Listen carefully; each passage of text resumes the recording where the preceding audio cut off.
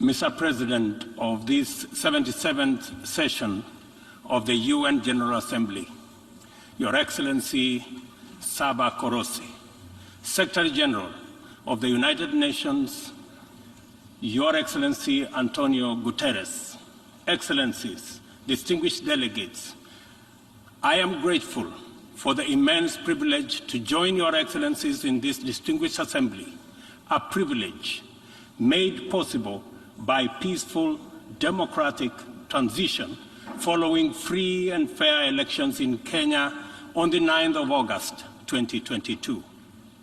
Elections that not only stand as testimony of the universal power of democracy, but also of the manifest ability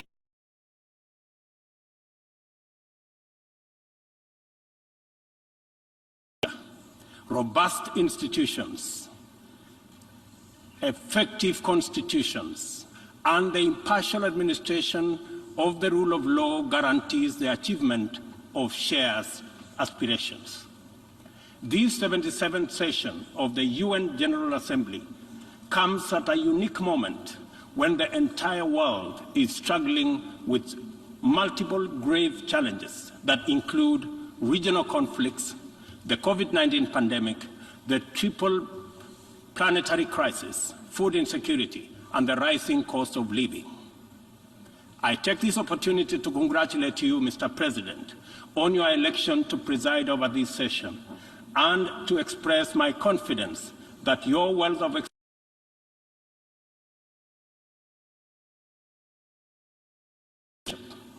your motto, solutions through solidarity, sustainability, and science, succinctly captures with particular resonance the urgent imperatives of our time.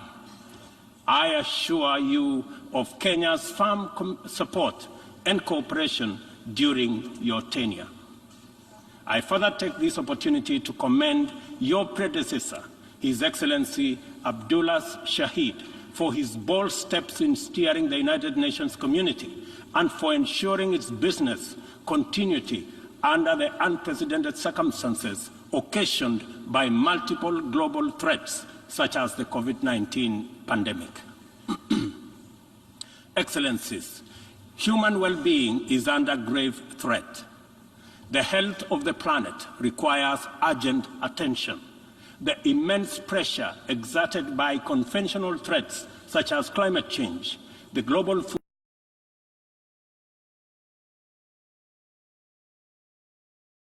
unprecedented, devastating disruptions due to COVID-19. I express my approval of the theme for this session, a watershed moment, transformative solutions to interlocking challenges. Because it boldly signals the window of opportunity we now have to escalate our engagement from firm consensus to decisive action. In many respects, the COVID-19 pandemic stripped us of many illusions and exposed stark justice and solidarity deficits in the face of existential crisis. It brought into sharp focus the global economy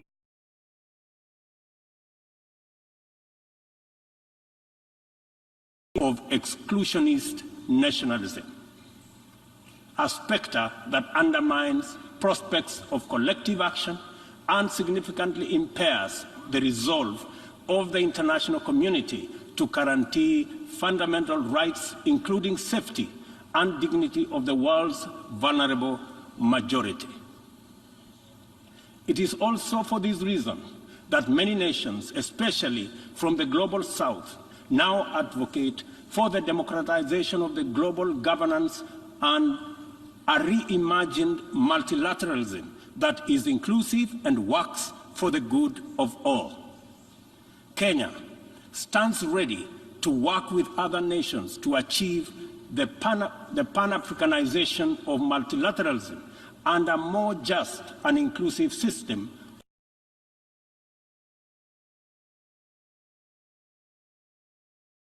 we do our best to get our people, enterprises, and industries back on their feet so that the engine of development can power our societies towards prosperity that actually leaves no one behind. Building back better is the universal rallying call to incorporate lessons learned into doing more in a better way to recover from the shock. I suggest that we have a golden opportunity to faithfully adhere to this motto by augmenting it in word and in deed with an additional B, building back better from the bottom. Building back better from the bottom upwards is essentially about including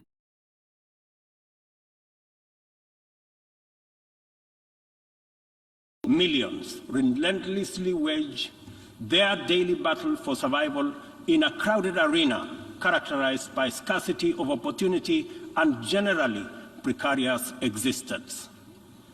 The ingenuity, optimism, resilience, and energy in this ever-bustling bottom is sometimes called hustling. Invisibly to policymakers and beyond the reach of many public services, these hustlers take nothing for granted, surviving overwhelming odds and frequently succeeding greatly. In the words of Abraham Lincoln, things may come to those who wait, but only things left behind by those who hustle. It is time to bolster the resilience of our nations, to mainstream these millions through deliberate strategies and efforts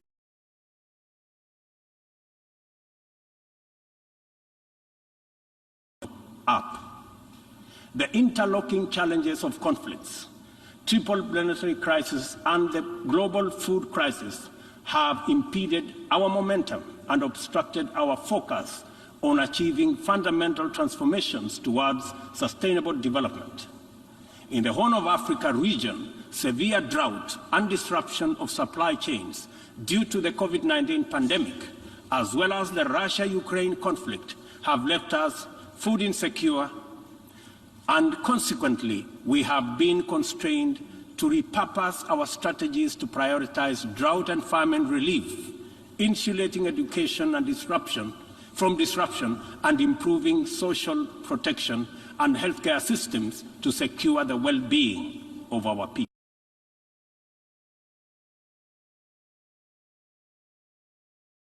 Rivers, canals, and water reservoirs that are drying up on account of drought and heat waves occasioned by climate change. Kenya is no exception. The northern arid and semi-arid rangelands of our country have been gravely impacted by drought, whose severity has not been seen or experienced in 40 years. 3.1 million residents of these atolls are now severely food insecure on account of scarce rainfall over 3 consecutive seasons, leading to poor crop and pasture. This unprecedented confluence of intensely adverse events has exacerbated water scarcity and starvation, worsened by rising food prices, thus complicating Kenya's roadmap towards delivering good quality of life to our citizens and hindering the progress.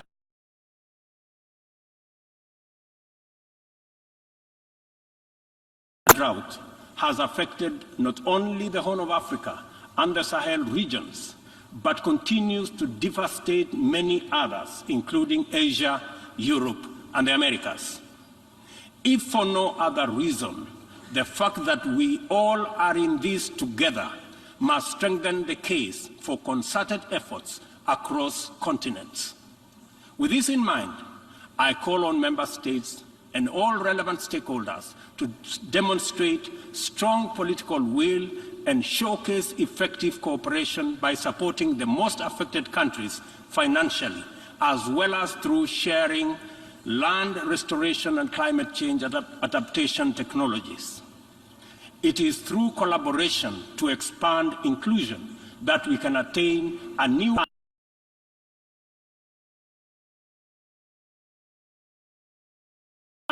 on climate change reminds us that we cannot afford to waste another moment debating the merits of doing something vis-à-vis doing nothing. It will soon be too late to reverse the course of events, and then even the best possible interventions will not suffice. As leaders, every day is an opportunity to expedite our efforts to confront the triple planetary crisis. It will be recalled that during the Stockholm Plus 50 meeting, which Kenya had the honor of co-hosting with Sweden, there was consensus from states on the need to act urgently in addressing environmental impacts. Given this agreement, it is deeply concerning that little progress has been made in respect of the needful actions. It is time to collectively contemplate urgent measures needed to implement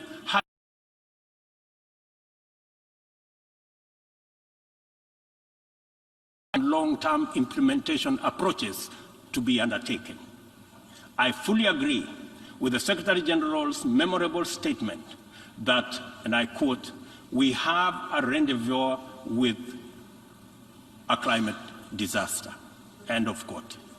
I add that we must not be taken by surprise. If indeed forewarned is forearmed, this is our opportunity to mobilize with tremendous urgency and take action at once. Excellencies, the agricultural sector has an important part to play in reducing the severity of climate change.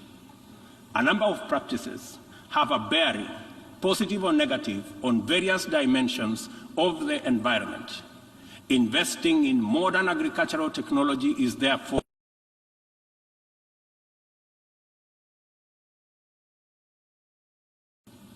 Kenya is responding through substantial investment in climate-resilient agriculture. At the core of our 10-year strategy for agricultural sector growth and transformation are 9 flagships. They include the registration of farmers to direct incentives, improving farmer practice through customized extension services, monitoring of emergency food reserve stocks using digital food balance sheet, and the use of early warning systems to monitor food supplies and market prices. Agriculture remains the bedrock of the development of many nations and will thus continue to hold the key to the creation of equitable and sustainable growth for our people. No country, large or small, has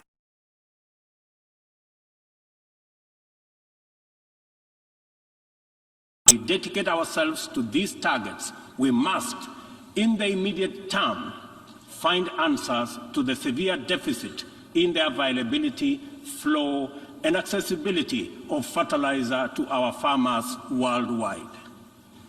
I couldn't agree more with Secretary General Guterres on his warning right here yesterday that, and I quote, "Without action now, the global fertilizer shortage will quickly morph into a global food shortage," end of quote.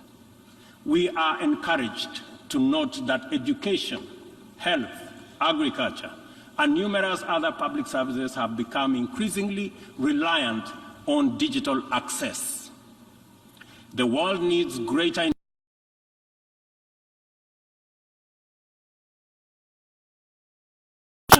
and increased acquisition and deployment of technology.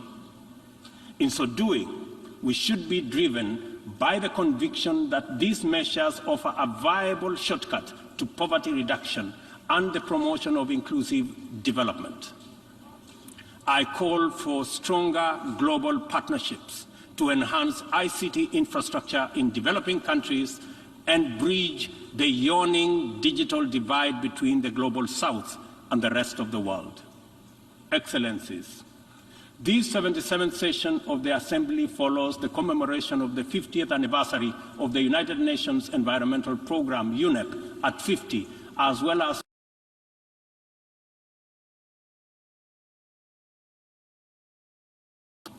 outcomes of these conferences demanded real commitment to address global environmental concerns as a matter of urgency and for a just transition to sustainable economies that work for all people.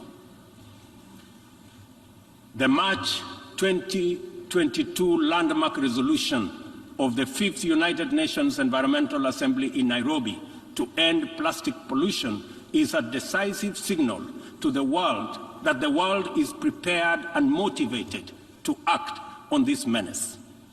Kenya is committed to work closely with other nations to pursue legally binding instruments aimed at bringing an end to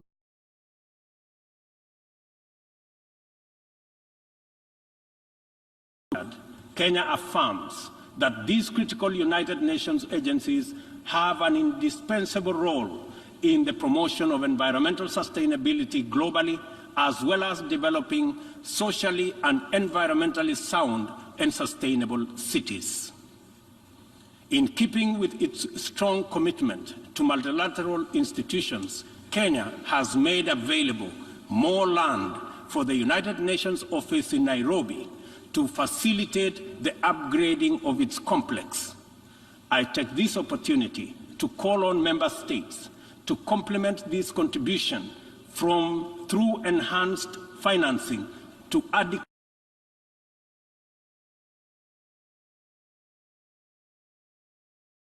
is a strong advocate for making the sustainable use of oceans and blue economy resources a development priority, holding the firm belief that significantly increased investment in this essential sector can end hunger, can also reduce poverty, create jobs, and spur economic growth.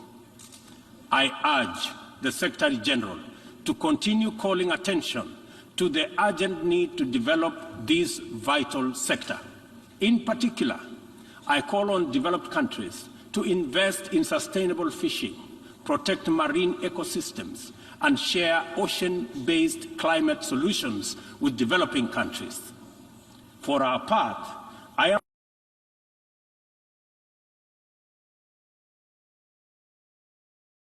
in Nairobi.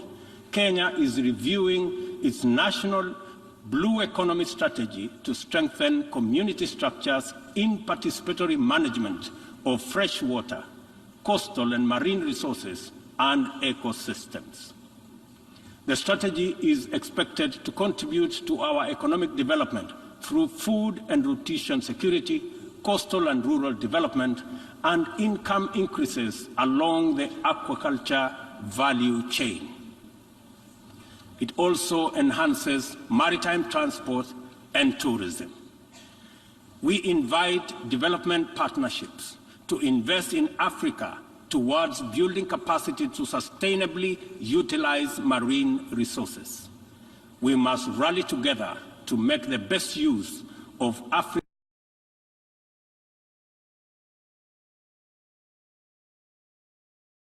Our climate targets.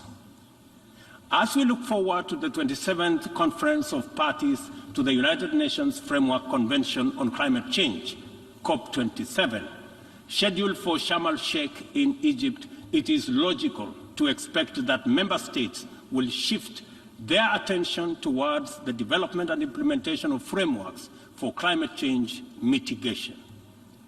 Accomplishment of pending actions by member states is essential for the implementation work that lie ahead.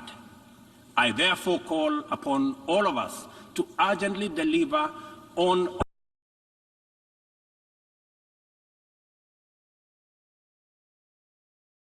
it is critical to emphasize that we are running out of time.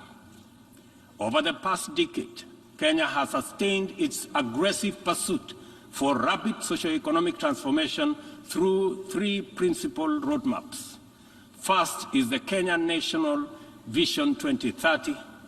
Second, the formal long-term blueprint aimed at transforming Kenya into a newly industrialized, upper middle-income country, providing high quality of life to its citizens in a clean and secure environment by 2030. The second has been the Africa Union's Agenda 2063, and the third, the Sustainable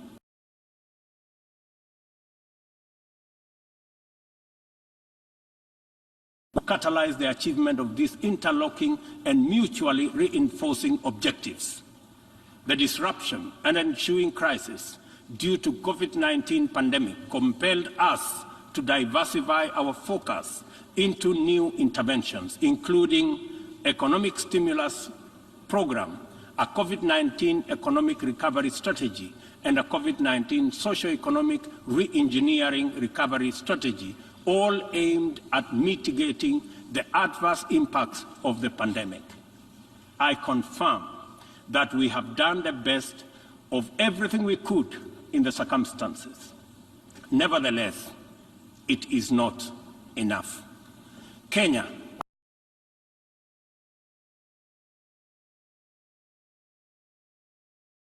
partnership and cooperation to avert economic crisis in the wake of the pandemic. Developing countries, being heavily burdened by external debt servicing, run the risk of losing development gains due to the shocks inflicted by the pandemic and associated disruptions. I call upon global financial institutions and the international community to take urgent measures and release all existing financial instruments to provide much-needed additional liquidity and secure better fiscal space for developing countries like Kenya to enhance social investment, support climate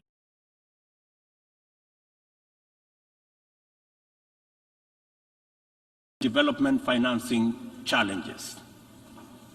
On behalf of Kenya, therefore, I join other leaders in calling upon the World Bank, the International Monetary Fund, and other multilateral lenders to extend pandemic-related debt relief to the worst-hit countries, especially those affected by the devastating combination of conflict, climate change, and COVID-19. Furthermore, I urge the G20 to extend and expand the scope of the common framework to suspend or reschedule debt repayments by middle-income countries during the pandemic recovery period. At this point, I would like this distinguished assembly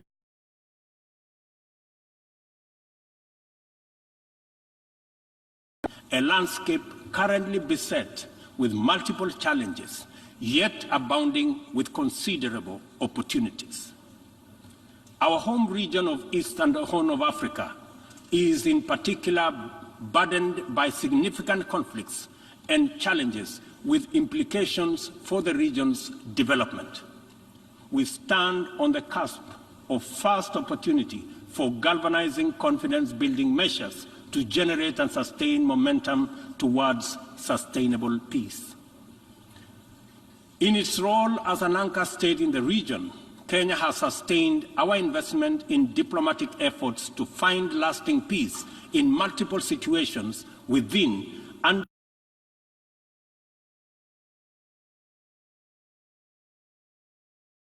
challenges remain. I therefore strongly reiterate our call for partnership towards confidence-building measures and urge more concerted efforts towards sustainable peace and stability. Kenya is currently serving in the United Nations Security Council. I am proud to confirm that our engagement over the last 2 years has prioritized regional peace and security, countering terrorism and violent extremism, peace support operations, climate and security as critical contributions to the collective efforts to build a safer, more prosperous and peaceful world. I am also proud to state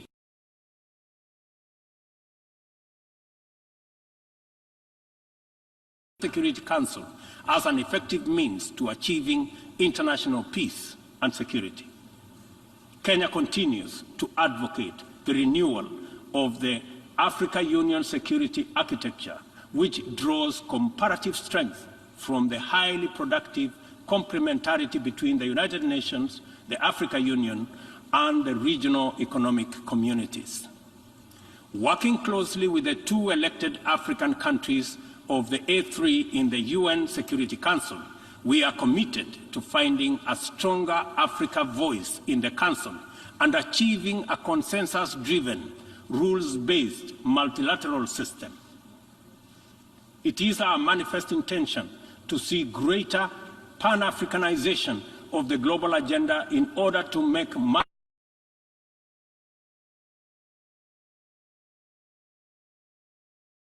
for multilateralism to reflect the voice of farmers, represent the hopes of villagers, champion the aspirations of pastoralists, defend the rights of fisherfolk, express the dreams of traders, respect the wishes of workers, and indeed protect the welfare of all peoples of the global South.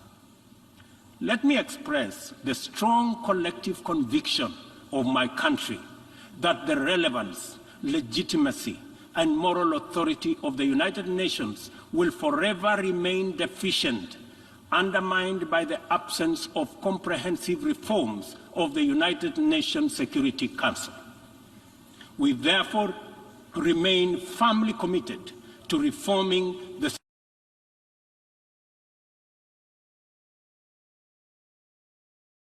global institution. Given the magnitude and variety of challenges the world continues to confront, a more fit for purpose United Nations is urgently needed, one that possesses the legitimacy and efficacy in dealing with threats to international peace and security. A just and inclusive world order cannot be spearheaded by a United Nations Security Council that persistently and unjustly fails the inclusivity criterion. Similarly, threats to democracy will not be credibly resolved by an undemocratic and representative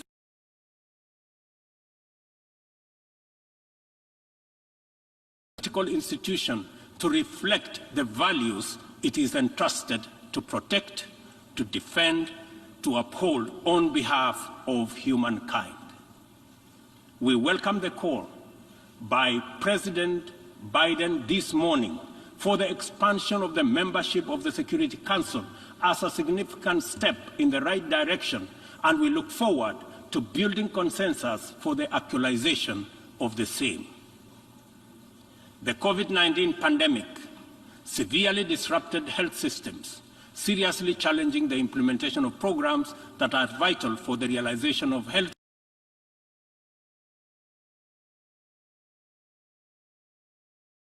and accelerate our progress towards these SDGs targets. It is imperative for us to foster sustainable partnerships between governments, other state actors, the civil society, and the private sector. This modality of collective action is particularly vital for building resilient health systems whose importance in enabling us to withstand future pandemics and other health crises can no longer be disputed. For this reason, Kenya will continue to strongly support the development of legally binding World Health Organization international instrument to anchor global solidarity and promote equity. The fact of the matter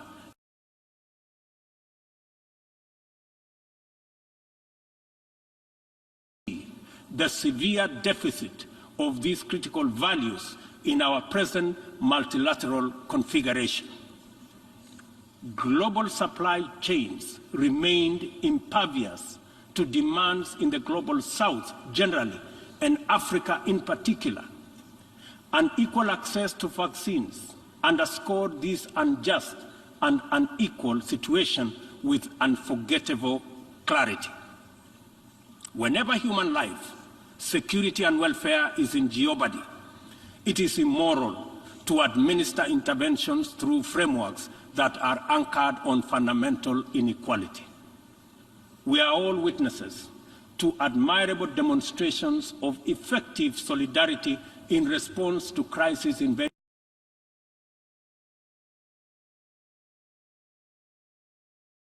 Simultaneous yet resolute global solidarity reinforces the African exception as particularly repugnant.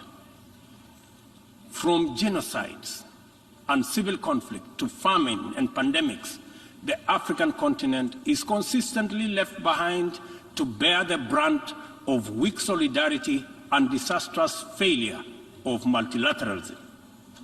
History indicates the last time Africa was the focal point of strong and effective multilateralism and multilateral consensus was during the Berlin Conference of 1884-1885, and the character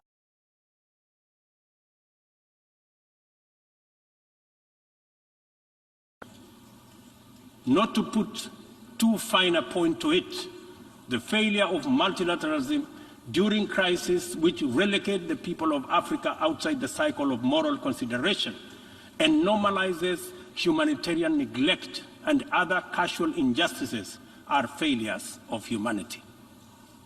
Nothing about Africa, and I say nothing about Africa or its people makes it acceptable for this type of failure to persist in this era. And we have an urgent moral duty to do better, and to right this wrong. For decades, Africa has borne the brunt of three epidemics.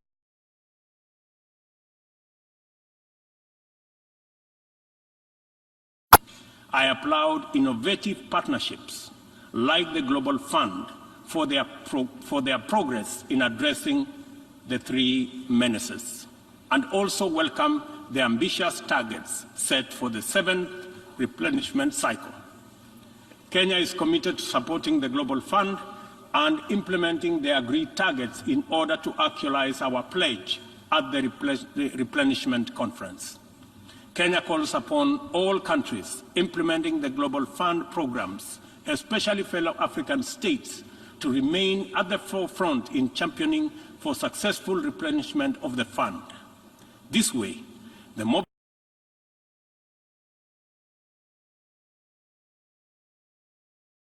of these dangerous diseases. In conclusion, Kenya joins the Secretary General in calling for the strengthening of multilateralism as the only sustainable path to a peaceful, stable, and prosperous world for all. This is the imperative of our time and the call of this moment. It is time to work on the trust deficit with stronger conviction that none of us is really safe until all of us are safe. The theme of the 77th session, and I quote, a watershed moment, transformative solutions to interlocking challenges, end of quote, demands that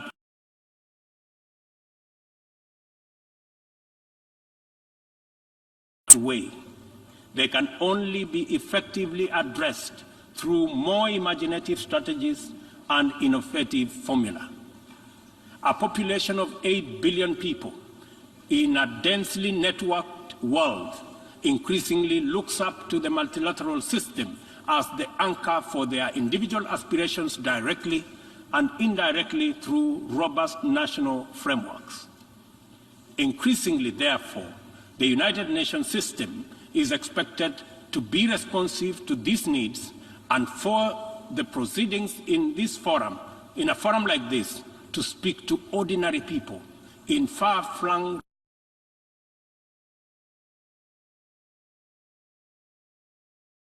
it is impossible to address all their individual needs directly, but it is possible to respond to all of them by speaking with conviction to the universal values of equality, inclusion, justice, solidarity, and collective action, and by making sure that all our interventions effectively reflect them with clarity.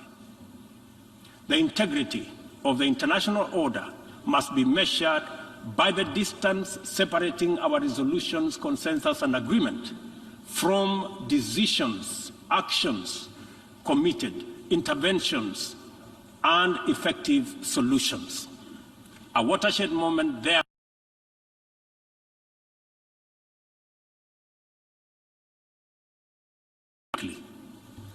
Kenya pursues numerous essential domestic agenda through the multilateral framework.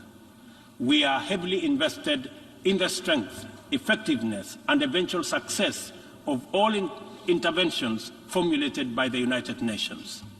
It is important that the output of this and other similar fora achieve immediate resonance in the minds and lives of our youth still seeking opportunity to express and actualize themselves, our farmers working to feed nations, our Juakali entrepreneurs striving in pursuit of success in the informal economy, and our professionals who formulate policy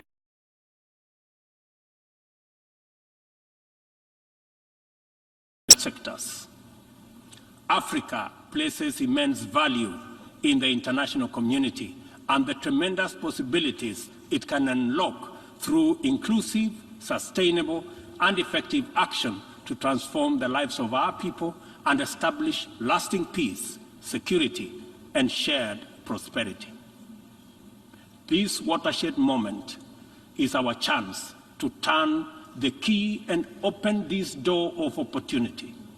We can make progress in addressing the triple global threats and liberate ourselves from the shame of past failures of multilateralism. At this watershed moment, we must not only